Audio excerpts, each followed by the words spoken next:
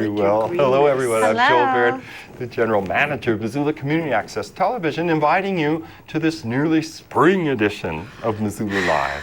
Hi, I'm Kim Anderson. I'm on the board of MCAT, and I'm the Director of Programs and Grants for Humanities Montana. It is spring out there. Yeah, it's kind of feeling that way, people. Yeah.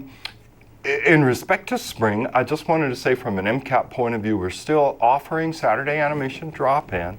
And then in particular, because spring break is coming up for the youngsters. Help us out. Right. We have a spring break camp that will mimic the hours your kiddie would be in school.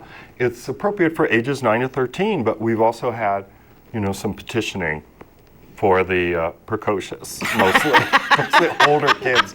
Not Those really. Cinematic geniuses that are 5. Yeah. Yes. Well, 7, 8. We'll talk to you at 542-6228.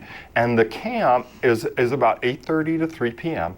right through spring break, which begins a week from now, which is March 16th through the 20th. We have some scholarships left. It's $150 otherwise.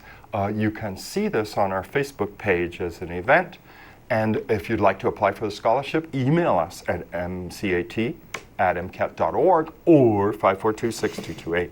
And I know you wanted to talk about Humanities Montana. Something about democracy. Are you people interested in that still? The Democracy Project, yes. Okay. So we're about to launch, also for teenagers, an exciting new program here in Missoula, in Seeley Lake, and in Billings and Roundup. And it's called the Democracy Project. It's based on a program that was developed by the Los Angeles Public Library System. And we are going to pilot it in Montana, and we're the next site, and after us comes New York and Chicago. Interesting. So I love the fact that it's Los Angeles, Montana, New York, and Chicago. Yeah. Well, tell us more. What do young people possibly have to do with democracy? Well, they can do whatever they want with it. That's pretty free.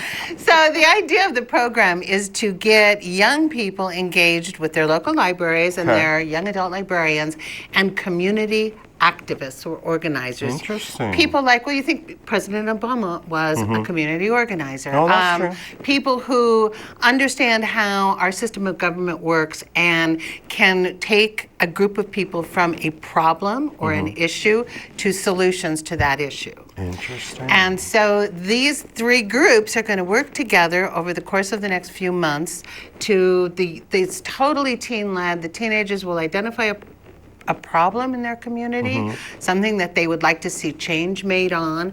Then they'll work with the community organizer and the research librarians to learn more about the problem and learn some tools on how to effect change around that problem. Oh, that sounds so great. It's not community service. It's much more aimed at civic engagement. Okay.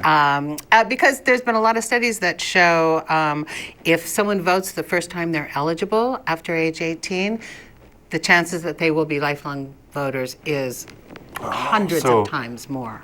This is interesting. So if young people feel disaffected by the system, they could start small. So they say, in our town, we don't like that this happens. We're worried about the air quality. Let's just say, at random, the air quality from coal trains coming through town. Or anything. So they would have to do a lot of research about that first, and then they would have to find out what are some of the triggers to action that they could apply pressure to. Do they need to talk to county commissioners? Do they need to talk to corporations? Do they need to talk to city council? Should they talk to their health department? There's all sorts. It's putting me in mind that adage that is getting older, the world is run by people who show up. Right, exactly. Exactly. So how do the kids get involved? I know Scott was showing the website. I've seen that. And we just have a date to announce. So our kickoff bash at the Missoula Public Library is going to be March 26th. It's a Thursday from 3 to 5. There will be pizza involved. Okay. And you'll get to meet our community organizer, MJ DeRosier, who's a great guy, the librarians at the Missoula Public Library who are super enthused about this. And then it's going to be every Thursday after that. And the project that the kids eventually decide to work on will be part of the big gala on July 15th at the Missoula Public Library opening. Oh, that's clever. Yeah. Yeah, I forgot to say that MCAT's moving into the library. It's really coming up in about 2 months' time. We'll be like packing to move, and at the grand opening of the new Missoula Public Library, including our partners who will join us in the next segment. That's July 15th. It's a Wednesday, and the whole town's invited. Yeah, it's going to be a huge party. It's going to be kind of, I know we're trying to get like a morning deal, a lunch break deal, and then an evening deal for the working staff. Right. But that's a great project, Kim. I'm so glad Humanities Montana is doing it. I mean, when I think of, the potential partners, there's, Forward Montana, Empower Montana. Exactly. I mean, you can't swing a dead cat in this town without hitting an advocacy group or some other way of, people saying the world can change if it's only just your town, and then you get to see how movements change.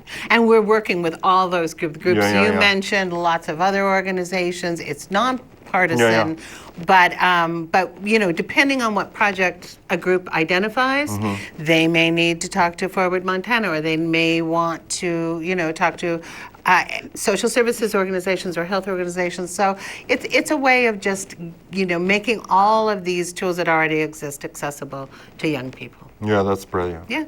Well, okay, we better move on. If you feel like you've said enough about that. Enough about me. And then to visit it again, they go to humanitiesmontana.org. Correct. To learn more about it. Yep. So Ellen Leahy is here from the Missoula City County Health Department. Welcome, and thank you for taking the time. So yes, we've asked you here for a grim purpose, supposedly. And that is purpose. Right, exactly, a hopeful and a coping purpose. The novel coronavirus 19 is on everybody's mind. It's making headlines everywhere. And you've been invited to talk about the local city county health department response to it.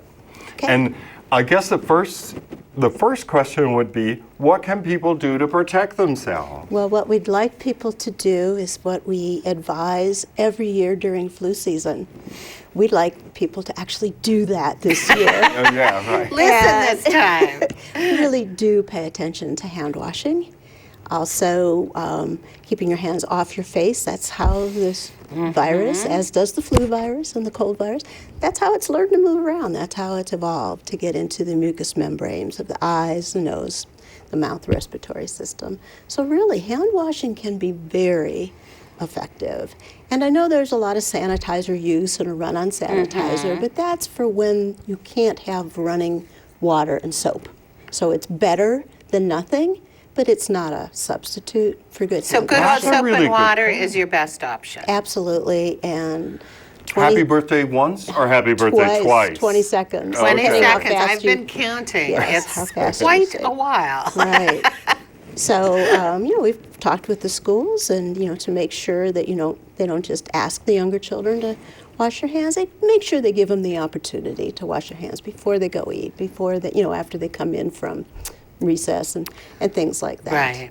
And I mentioned, I think, to you before we started the show that I had seen parts of the presentation that you and Cindy and one other gal made before City Council committee. And could you talk a little bit about how Montana agencies are networking, Missoula agencies are networking? Because the person I can't think of was with something called Local Emergency Planning Committee. Yes. Well, the county has Office of Emergency Management. Right. So any possible event that we might need to plan for, they're involved in helping us plan. So we're regular participants, along with the fire department and the hospitals and that type of And planning. they meet quarterly, and MCAT they has have just regular- taken up recording that group's meetings. And then we also have our own sphere of work for public health emergency preparation. And we actually have called it HEAT. We have the Health Emergency Advisory Team. And they meet at least quarterly, but when we have an outbreak, like we had the pertussis outbreak I remember that. last Right. spring, then we'll teleconference with them, as often as necessary to see what are you seeing in the hospitals, what are you seeing in the ERs, what kind of messages would you like us to get out, and so on and so forth. And then to also give our healthcare partners an update on how the entire epidemic is looking. So we feed the information in and then we feed it back. So we, as soon as we learned about a new virus, we basically started with just our own internal research as the information began to be available, and then took the opportunity at our regular HEAT meeting to talk about that. And then since then, we've had a number of specialized HEAT teleconferences. So once a week, we meet with the school group. What's going on? You know, what's the guidance? What are your concerns in school? How can we work together? We do the same with healthcare providers. We have another one for labs, emergency medical responders, so on and so forth. And then a week and a half ago, we actually went into what's known as an official incident command formation. So real similar to what's done for floods, or preparing for floods, or actually responding and wildfire. And in that, we have our public health folks as kind of the subject matter experts for epidemiology and outbreak, but we are wonderfully assisted by a gentleman from City Fire Department who is very versed with that type of a community response, and from Rural Fire. And that's helping to keep our system and our communication and our planning going without using up all the time of the nurses and the others that have kind of the expertise. So that kind of makes sense. So the network is activated from the people, the EMTs that we sometimes see, you know, in the fire trucks that go by, and all the way to nurses in schools or walk-in clinics. They're alerted so they could say, oh, gee, this person, you know, might be our first case or something like that. Or these are the preventive things we need to do in the schools. How can we improve it? How can we talk to each other? What are we hearing from the public? That, you know, what types of information and concerns, and who's best to address that? So that's been pretty active now for about a little over a week. Yeah. We also have put up and continue to woman our call information line. And that number, I just want to keep repeating it. Yeah. It's 258-INFO, INFO, and 911 assists with setting that up, but then we staff it with call responders, again, similar to those that we use during floods, but in this case, people that we train on health events. And then we have that group supervised by an infectious disease control nurse. So if a call comes in, it's just general information, great. Or they need a resource, great. But if they're worried because they've traveled, symptoms, then that call will get triaged right up to our infectious disease control nurse. And then from there for whatever is needed. So that's what's happening. And I don't know if, Scott, you could put up that page, because I don't know that I've seen it yet. Okay. Yeah, then maybe get rid of the lower third so people could see it. But there is a page, you know, on the city-county health website that's dedicated to public health, Coronavirus International, and you've got that up. And it's hard to believe that people who have traveled, let's say, to Iran, Italy, or China haven't checked in with the health department, but I know that's another concern, right? Or I suppose you can now, do you add it and say if you've been in Seattle, Kirkland, or other areas you would like to hear from them as well? Not yet. Not yet. Because now, of course, if someone was symptomatic, looking for health care, and we were trying to help them get in and work with the healthcare providers, then that becomes important, a part of their personal history. But in terms of CDC guidance, where are the major epicenters in the globe are the 5 countries that have currently been identified when it comes to travel. Now, is there community spread outside of that in Seattle? Yes, in most of the states in the U.S., there are cases, and some of them clearly show a little epicenter of community spread. Whether that started with travel, it probably did. But that travel isn't, at this point recognized anymore because it's spread to the second group of people and so on and so forth. So we try to be alert for both the travel history. We do ask people to call in. We've had a number of wonderfully cooperative folks that not only care about their own health after traveling. They want to cooperate in the community. And then we ask them to self-monitor at home, give them a little kit with a thermometer, have a nurse check in, and things like that to keep an eye on folks. Now, that's a good segue, and I don't want to cut you off, Dr. No.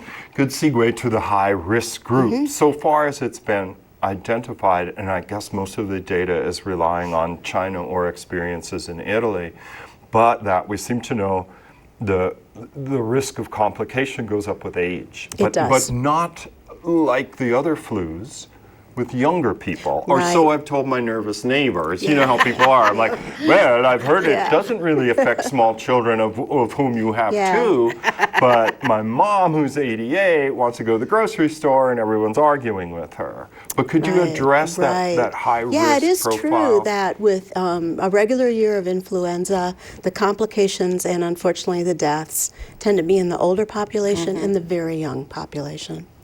What we've seen so far with this new coronavirus is the complications and deaths are very much in the older population, 60 and up, and particularly if any of those folks have underlying conditions that affect their health, heart disease, lung disease, diabetes. Now, it may be that the complications of a younger person also puts them at greater risk for complications of COVID. What we can't say is that younger people don't get it, or that they get it and they never have symptoms. We can't say that because we don't have all that data yet, but that's generally what you find as you start looking more, and when testing becomes more available, you can actually test someone with a more minor form of the disease and better understand that what you're seeing is with the complicated and deaths is the top of the pyramid, and then understand that there's more.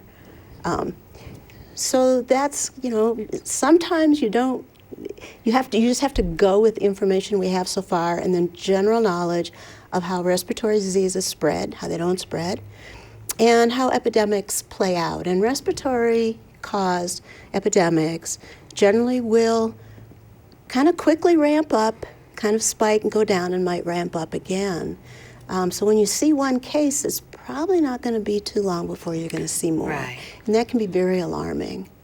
But to clarify, as of this particular moment in time, or before you walked onto this stage, there has not been a confirmed positive in Montana? Yes, as of this. Okay.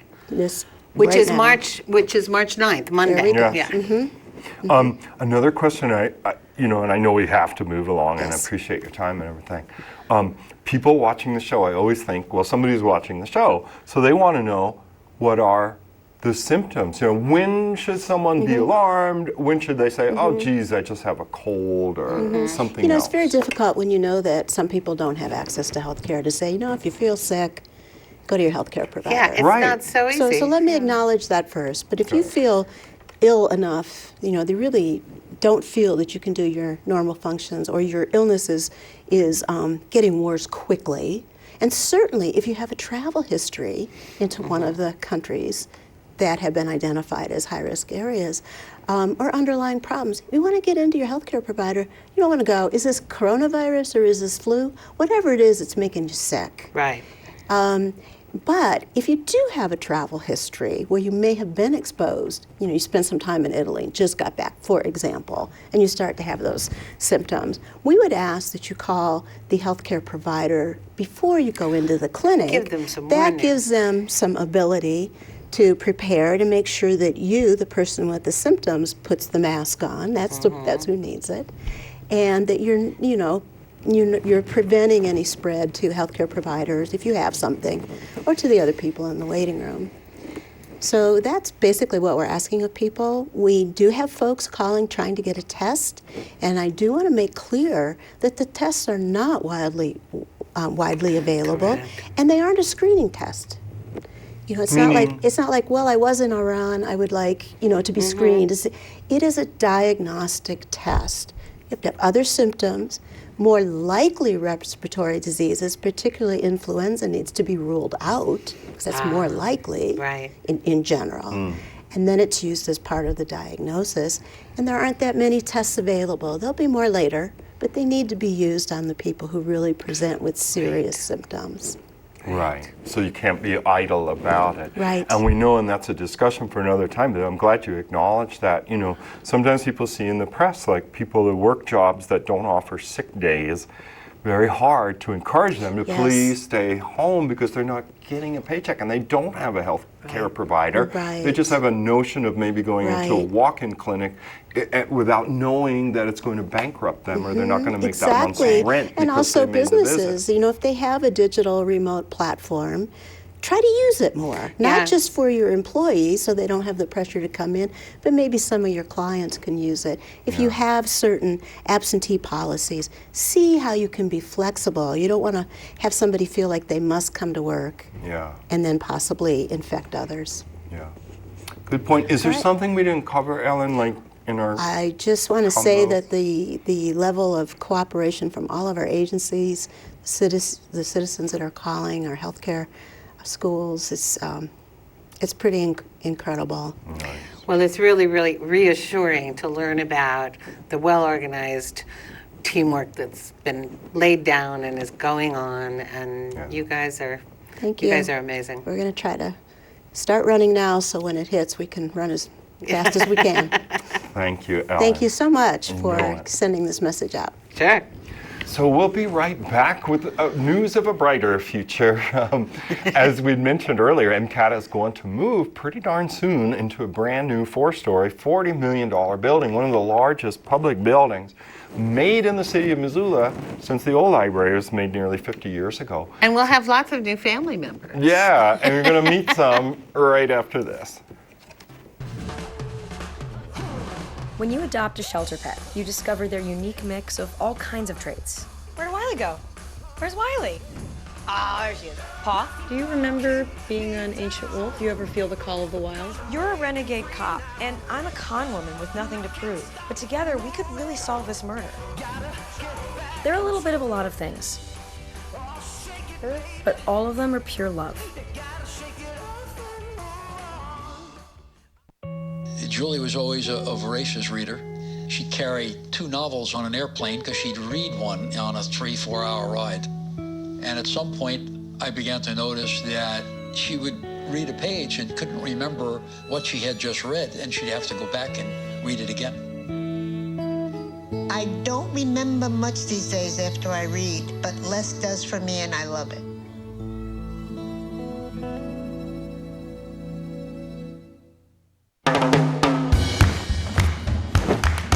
I don't want to talk about it.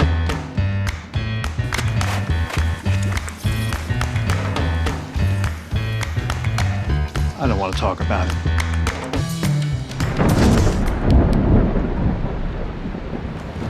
Families don't have to talk about everything, but they should talk about how to plan for an emergency.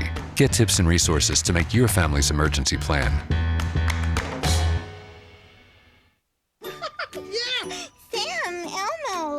Julia, are you ready to play band with us? I'm gonna play my clarinet. And Elmo's gonna play his drum. Drum loud. Oh, well, you know what to do, Julia. Julia knows. With Julia's autism, loud sounds can be too much. But she still loves to make music. Play band. Early screening for autism can make a lifetime of difference. Find out more at screenforautism.org.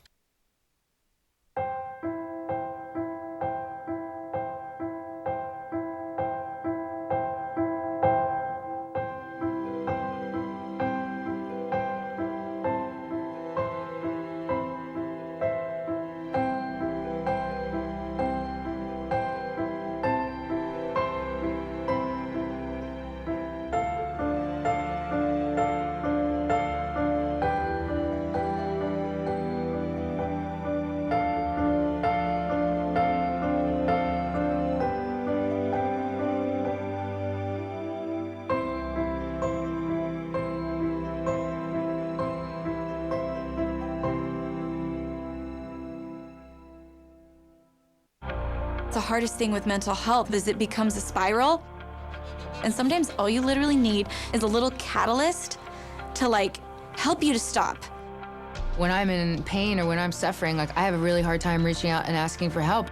I know it's so hard to talk about mental health, but when you don't talk about it, you feel more isolated, you feel more alone. If you feel something in your gut, if you feel something's wrong, you should, talk to them about that. Sometimes starting a conversation with someone about their mental health can seem awkward, but your support can make a huge difference. And I think that that's hopeful in those really dark times. You might not know what to say, but there are a lot of things you can say to open things up. I know you're going through some stuff, and I want you to know I'm here. I deal with the same issues as well. Maybe it's me, but I was wondering if you're all right. Learn more about how to start the conversation at seizetheawkward.org. And we are back with our future partners at the library. I'm proudly introducing Jessie Herbert-Meny. She is running the Spectrum Science Discovery Area. And just next to her is Abby Edwards, who is Family's First Learning Lab. Welcome. Thanks for being on the show. Yeah. So, can you ask questions? Because I know too much. Oh, okay. You know what I mean? I know nothing. So Right. it will be so fabulous. Which floor are you going to be on in the library?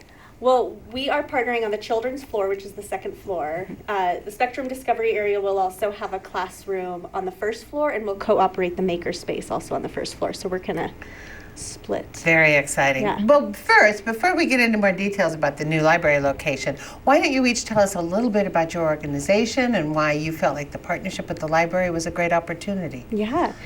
So we're at the Spectrum Discovery Area. We're Missoula's hands-on science center. We're a department of the University of Montana. We have been operating since 2007, and we're so excited to come into the library and begin to offer free admission for the first time for our science museums. We have hands-on exhibits and science activities and demonstrations. We have just always wanted to provide access for science opportunities, place for kids and families to learn about science, and I think the partnership at the library is really going to make a really special experience. Yeah. And what a great opportunity to see a division of the university partnering with one of the biggest cultural institutions outside of the university in Missoula. Yes. Yeah. What about Families First? Yeah, so we are Families First Learning Lab, and we were formerly Families First Children's Museum that was located on Front Street. And so for us right now, we're operating in a temporary office in the current public library, an admin office, and doing a lot of mobile programming, and a lot of our family education is taking place at partner locations around the community.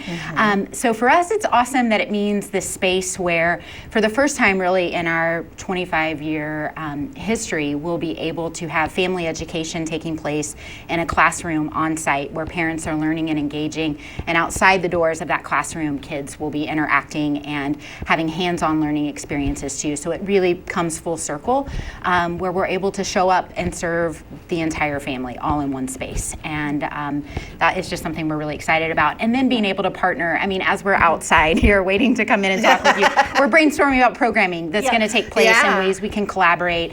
And so I think for families, being able to have, we were saying, a 2-year-old and an 8-year-old and walk in the door, and we have so many engaging activities for a 2-year-old and so many activities for an 8-year-old. Like, we're really going to be able to serve families in such a new and innovative way. And that is one of the most exciting things. And Joel, I'm going to interject a little because stuff we can do too is highlight the programming of our partners and also including the library. And that children's floor is just going to be heaven on earth. That's all there is to it, because so many people have come together, to donate and enhance that space too. Like, I have to recognize the Harrington family. There was Hank and Nancy Harrington, really beloved members of the community, and their children have come together and donated $750,000 to the children's floor. So it's going to have things like a birthday party room. There's going to be a water exhibit. I think I saw on the city's list of people to give money to that Missoula City Water is going to donate to this water exhibit. And the water exhibit is going to show, like the flow of water in the Missoula Valley, and then the Discovery bench that they have, where they do demonstrations of science principles for kids. Well, MCAT will be in there with Families First Learning Lab. We can show best practices. We could have skits about how to deal with different events in the family stuff. And then we could probably have like a weekly show like this that will just highlight all the stuff going on in the library. Very true. Another cool thing we're going to do, Elizabeth Jonkel, Assistant Library Director, had just sent us an email recently about a scheduling software, right? So we may be in our respective spaces, but we're going to reach a hand into each of our spaces with the scheduling software so that even though we're, for instance, MCAT will be in a smaller space than we are in this sprawling, lovely old Missoula Valley, but we're going to be more efficient in the library because we can book these other rooms and stuff.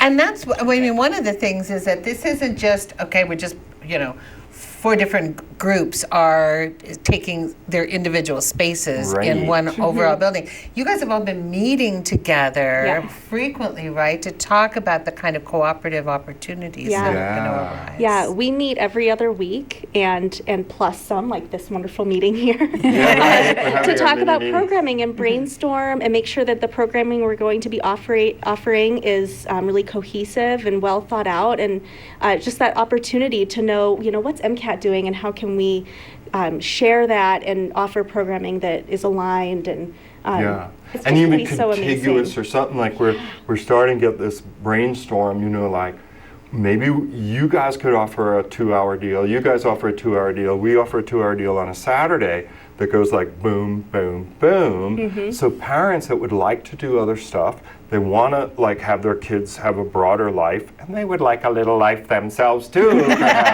But they know they could bring the kids to the library, at 10 or 11 in the morning, and then fetch them mid or later afternoon. And the kids aren't bored out of their minds because they've been climbing the DNA structure, they've been on 2 floors, they've been doing a TV program, then they've been doing a learning lab sketch, then they've seen how a Bunsen burner works, and now they're ready for a nap. And there's going to be a demo kitchen on the 3rd floor, so we can offer programming in that location as well. It's going to be such an amazing resource for the community. We do have to do some cooking shows. Yes.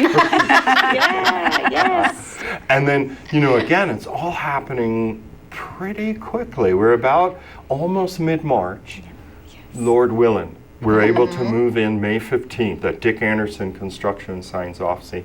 And then we only have 30 days for the soft opening. Right. Work out all the kinks. Working it all out, Yeah, soft opening will happen sometime mid-June. And the grand opening is scheduled and slated, put it on your calendars, July 15th. It's a Wednesday, the whole town's invited. Yes. And of course there'll be ribbon cutting around the lunchtime. But like MCAT-wise, we're going to have like a photo booth and live streams. And I know Asaph Adonai really wants to play the piano. He'll be doing that somewhere. He's already there playing the piano. He wants to do it for the group. He is so great. I walked in for a meeting a week ago, and there was Asaph playing, and I was like, oh my God, that's so great. Yeah, it's great. There's a wonderful grand opening planning committee that is preparing for this day to make sure it's super special for the community. There's a lot of music and food music venues and food and tours.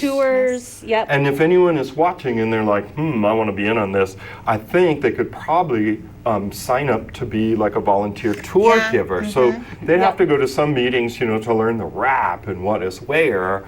And I think tour givers will be assigned a floor, rather than try to take people through, then they hand you off. But we were lucky enough to do the Hard Hat tour a couple of Fridays ago. And it's extraordinary, really, to think that we'll be able to provide service from such a great new home. So it's really exciting. I don't want to keep you guys. Is there something special you want to say that we didn't talk about? Oh gosh, we better get on. We have to get going. We're so excited. July 15th, we will be there. Spectrum is so happy to be joining you wonderful partners in this space, and thank you. Likewise. Looking forward to it. And we want to say thank you, Missoula community, because we couldn't have done it unless you guys had passed the bond, and even if you never want to pass another one, thank you for doing that. But you will, you will. Yeah, because you're going to see the fruit of this saying yes, and I think you're going to be blown away. So just keep that happy thought. Scott's going to show you some PSAs, and we're going to bring out Trey Locke-Reardon and talk about Friends of Irish Studies, and St. Paddy's Day Parade's coming up Saturday, March 14th at noon, and MCAT's going to be in there with Scott's little Toyota. But I got you little candy kisses, all in green. So you better show up on the sidewalk. Good shopping. Yeah, right. So we'll be right back with Treylock and Friends of Irish Studies right after this.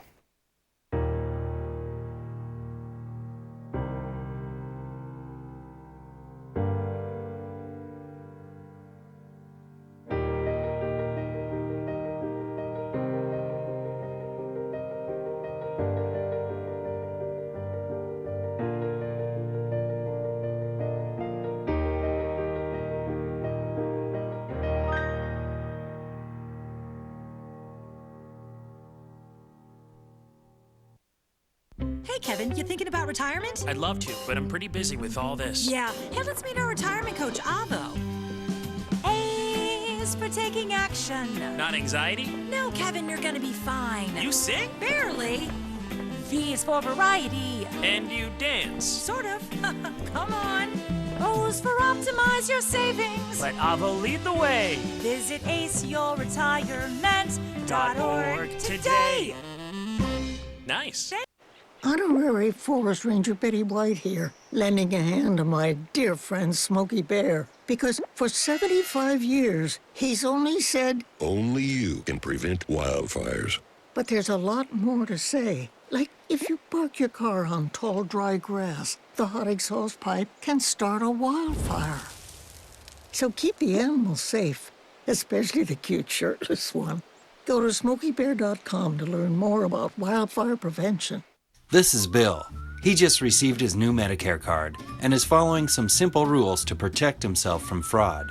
He knows to never give out his Medicare, Social Security, or bank number over the phone. And this is Nancy. She knows that to detect any problems, she always reads her Medicare summary notice or Medicare Advantage EOB to make sure the billing is correct. Both Bill and Nancy know that anything suspicious can be reported to Montana SMP at 1-800-551-3191.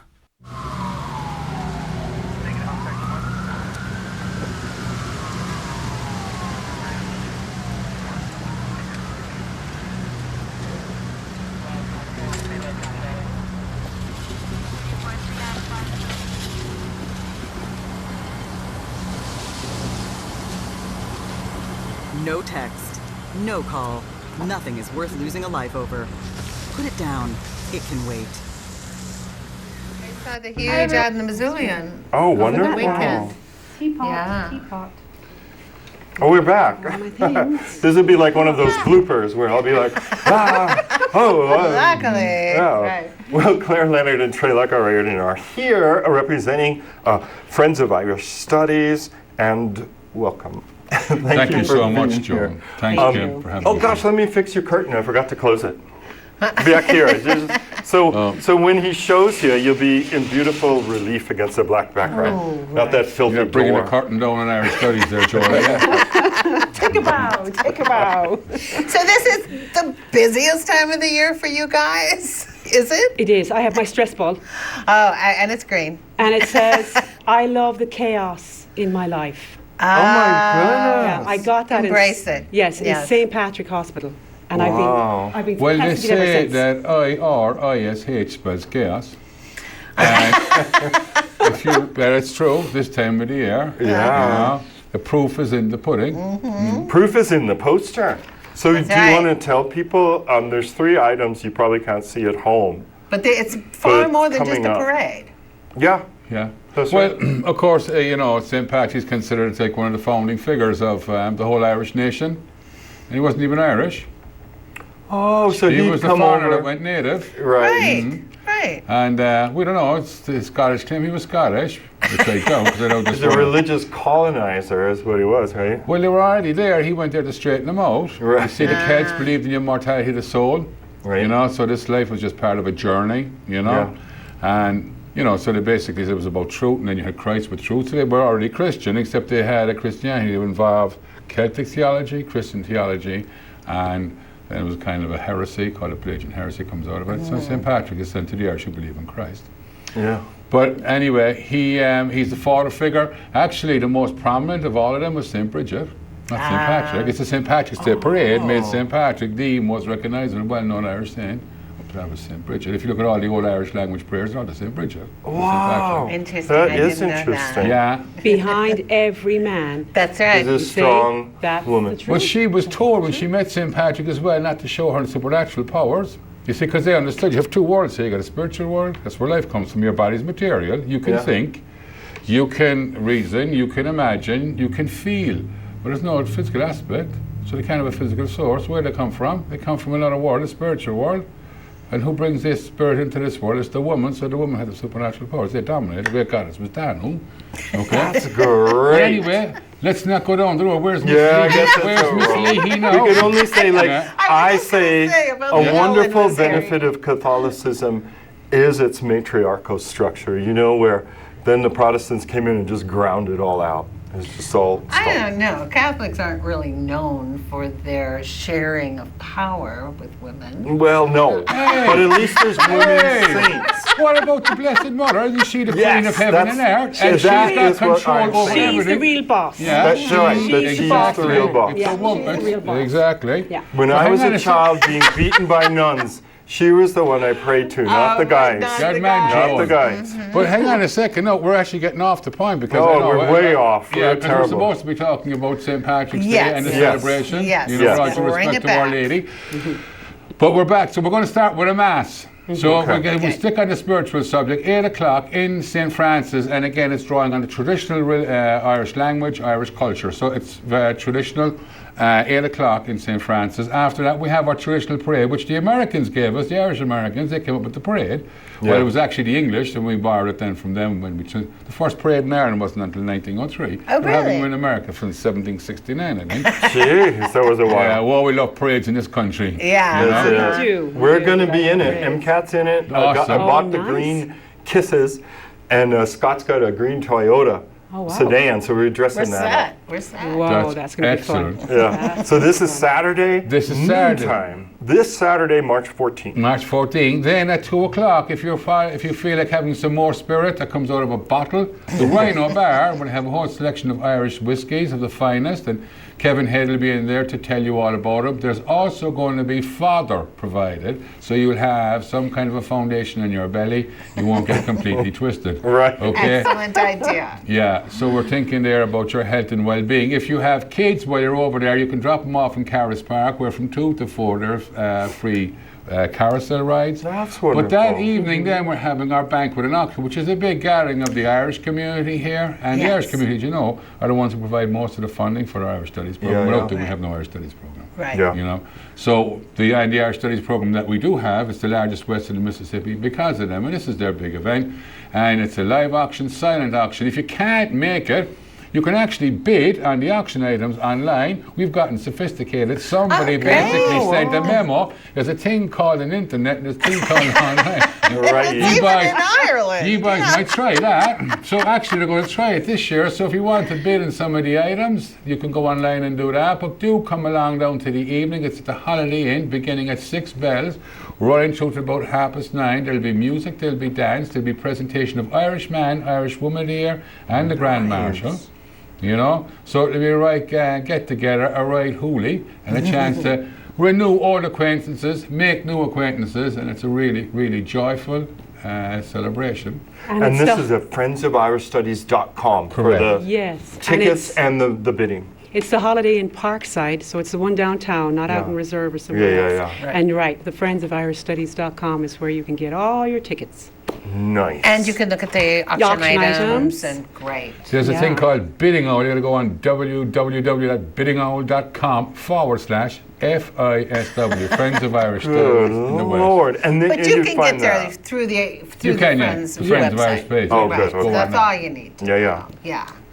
And I mean, this is an important fundraiser for the organization It is, and for yeah. Irish Studies, right? It's huge, and just want to say a thank you to the students because they are very much a part of it, and they come out and they help to promote and say why we need Irish Studies in Missoula. Yeah. And They're a it's huge part of wonderful. it. They're a huge part of it. So there's all different parts. You have the Friends of Irish Studies working on it. Yeah. You have the community people that come out and volunteer and are part of it, the Irish American, and just everybody and anybody who's interested in Ireland. And then you have the universities involved, of course. But the students are involved, and then you got the businesses. We got about 30 businesses that are sponsoring it. That's as well. great. That's great. Yeah. Yeah. It's an important thing for our whole No, community. there's one other event, and that's the Dervish in Concert. Yeah, and that's so- Wednesday, March 18th. Correct. So that's one of the great traditional Irish bands. You know, there was a kind of a period there, a kind of a golden era when there was some absolutely wonderful Irish traditional Irish bands, Irish music across the board. Like we talk about Chieftains, Haltons, Dervish. Dervish was another one of those bands that belonged to that. Wow, whole right up movement. there, huh? Yeah, they were good. way up there. Yeah, and they're tremendous. One of all the live music acts, they're probably the best of a lot of them. Wow. Oh, they know how to. They get the dead to get up and dance. They're pretty awesome. And again, the tickets are available online at the Friends of Irish Studies. They're at the door. So I would encourage you to come along to that as well. And it's reasonable. You know, general admission is $20. Friends of Irish Studies and Seniors are at $15, is it? Yeah. And then $5 for these students, because Lord love That's them. great. I had for nothing when an I was studying internationally up there. renowned band. Yeah. 7:30 p.m. At the UM Recital Hall, which is a beautiful small concert space. Oh, it's a wonderful Really space. nice. I love going there. Great Wednesday, March acoustics. 18th. Yes, the best. Fabulous acoustics The best. in that Yeah. venue. So that's coming forward next week. That'll be a lot of fun. I wanna So there's a lot going on Saturday. We've got the parade at noon, so we'll be recording it. Awesome. Well, I shouldn't say it, like you should just come down and see it. It's Because nothing it's like a being wonderful way of starting the spring, right?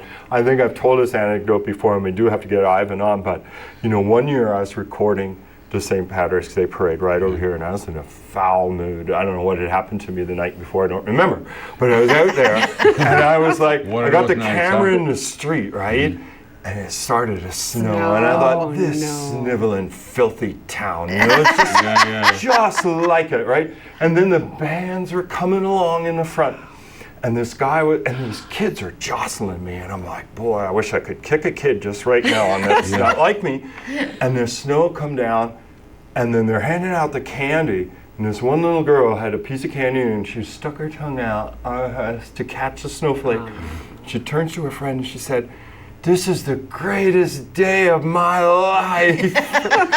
And my heart grew 3 sizes that day because of the St. Patrick's Day Parade, you know, and the sense of hope and spring coming. Well, that's the thing, and I always said it, you know, it was one of my favorite times of the year because when you came to St. Patrick's Day, it was, first of all, it was like a Thanksgiving at home, you know, and then it was like passing through a portal, a gateway from winter. And there was this palpable rise in the mood. People were planting stuff, things were going great. Winter is behind you, the days are getting longer, spring is here, and summer is coming. That's right. That's right. You get that kind of feeling. It only lasts like, say, 5 seconds or something. But you know how we kind of go crazy here in the valley. For the winter's a form of madness. I know. And this is a great way to shake it off. Parade Even if at it's noon. snowing, you know it's March 14th. It can't be too far. That's right. Irish whiskey tasting at the Rhino Bar at 2. Kevin Head is a nice guy. So if you get a chance to just visit with him. And the free carousel ride's brilliant. You drop the kids off. And then you get in the mood for the banquet and auction at Holiday Inn Parkside. Don't go out to Reserve Street for any reason. Just stay downtown because that's the venue. No, you even have time for a little nap in there. Yeah. And then, Scott, can you, while, you know, we got to go pretty soon to get Ivan out for the film festival, can you put in friendsofirishstudies.com, all one string, and then he could show that to people at home. And then Dervish in Concert Wednesday, March 18th. March 18th. And I just wanted to say, for those who get up early and come to that 8 o'clock mass. Oh, I lifted out. No, you evil didn't. ex-Catholic that I am. I have made my car bomb cupcakes. They're not mine. Okay? You're going to want to come to mass for these. For the cupcakes. The Guinness is in the cake. What? The whiskey is in the chocolate ganache. Right. And the Baileys is in the frosting. Wow. Triple threat. Yeah, you're going to get locked Start on the the cake. morning out right. Was this in the middle of You're Lent gonna get that I'm hearing all of this now? It's dispensed, you see, because get a dispensation from the it's- bishop. It's actually a festival. It's a festival of a saint. So, it's dispensed. Yeah. Oh, I see. You get a dispensation You do. and From the an bishop. exception. Right. If you're doing it for the right reason. That's right. And I brought my red teapot. prop to show you. I will be making tea in my favourite teapot. And there will be stone of accord, I have to say it, because I make soda bread, but my soda bread is nowhere near as tasty. The stone of accord. They are giving me some of their iconic, legendary soda bread. So there will be soda bread, carbon cupcakes, Barry's Irish tea.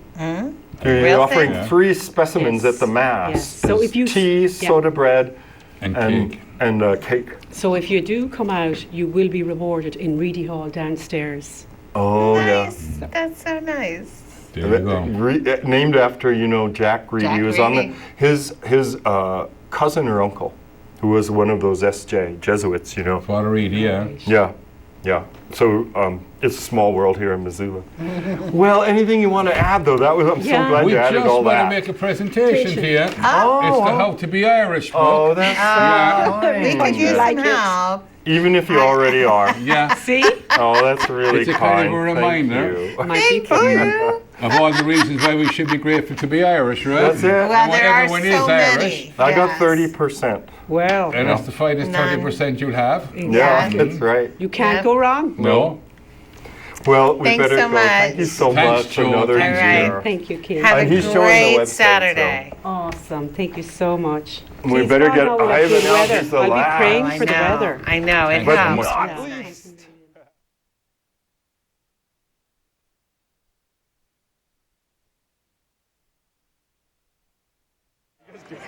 Start a fight. No fighting. Start a fight.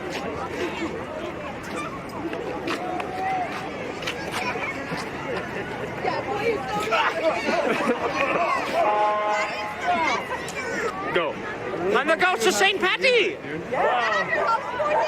What? This is a flying mobile! This is what gives me a float! I'm the Irish guy that walks backwards. Initiate backwards flag. Backwards flag! There they go! Wow.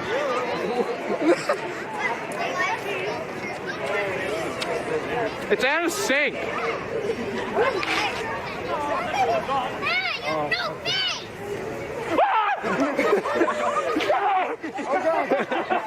Where did my things go? That's an accurate reaction. I feel like That's a good reaction. That's great.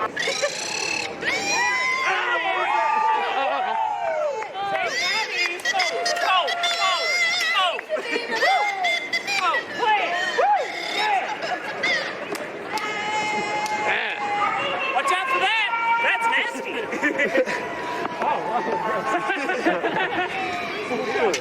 Somebody dropped four on me.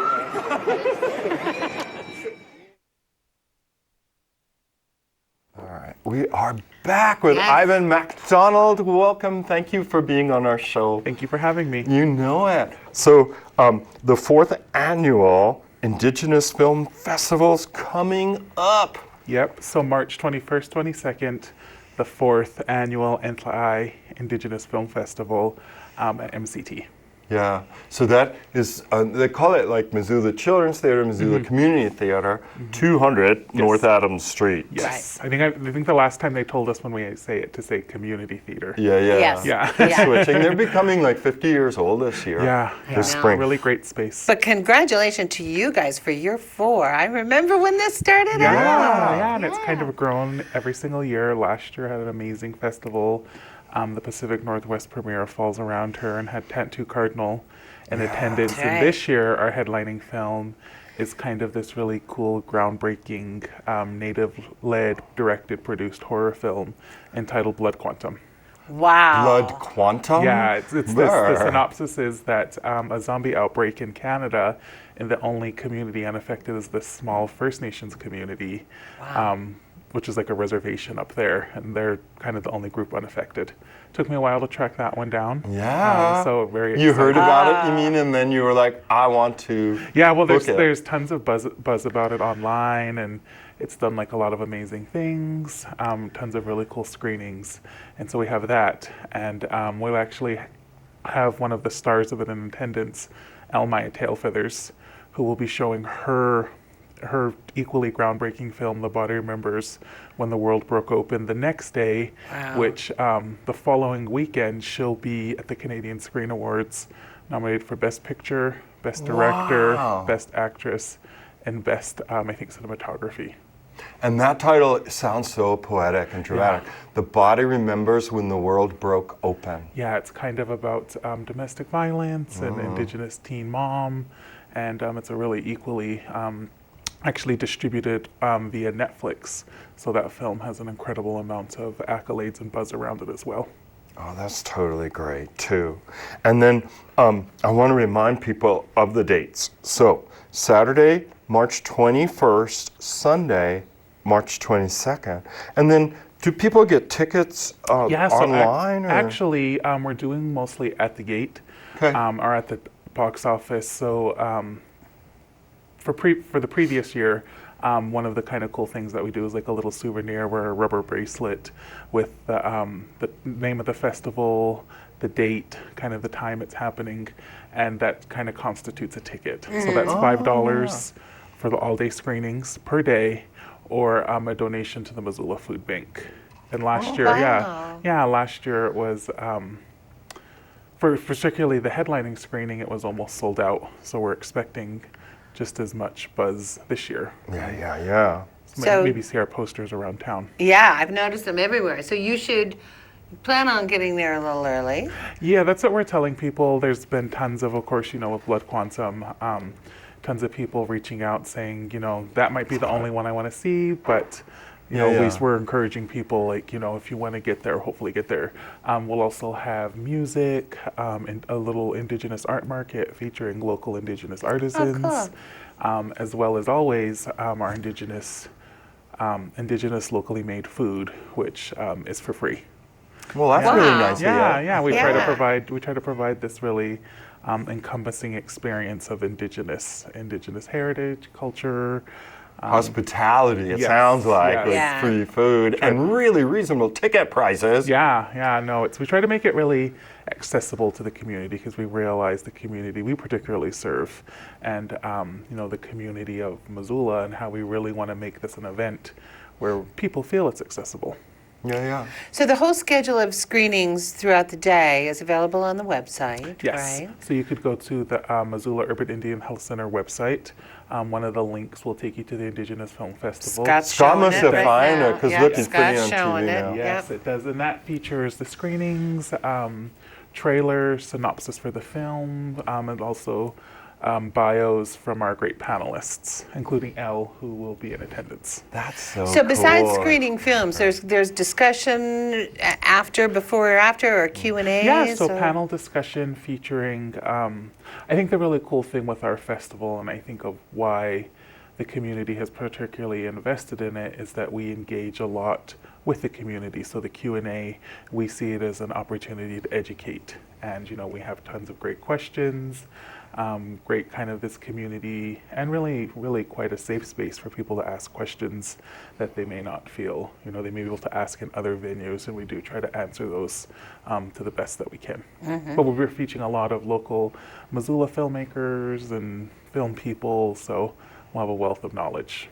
Well, there's a really exciting scene going on that you and Ivy are kind of very big part of in this area. Did you book the films pretty much, or was it a committee deal? Or? So usually with my co-organizer and I, we curate all of the films. So we handpick. We're kind of, being a filmmaker myself, I'm always kind of scouring when I go to festivals or, those bigger kind of boundary pushing festivals, always looking for a lot of those that, and we hear that a lot, and our feedback is that oftentimes people don't have access to these films. So, they may have read about Blood Quantum on social media or The Body Remembers, but they often don't always have the access. So we try to provide that access for our local community. Yeah. So cool. Yeah, and a real special thing this year will be, my sister and I produced a short with ESPN, which will be screening at the festival. So that will be really cool too. Exciting. Scott says we gotta go. Yeah. Oh, what's the name of the short though? Blackfeet Boxing Not Invisible. Interesting. All right. Blackfeet Boxing Not Invisible. So, before we go, thank you, Ivan, for taking the time to be here. Yes, it's March really kind of 21st and March 22nd at Missoula Community Theater. Get there early, tickets at the door. Thanks, Ivan. Thank you. And thank you, dear viewer, for taking in this edition of Missoula Live. As always, if you know of a group and you want to see them on this program, give us a call. At MCAT, the number is 542-6228. For MCAT, I'm Joel Baird. And I'm Kim Anderson. We'll see you next time.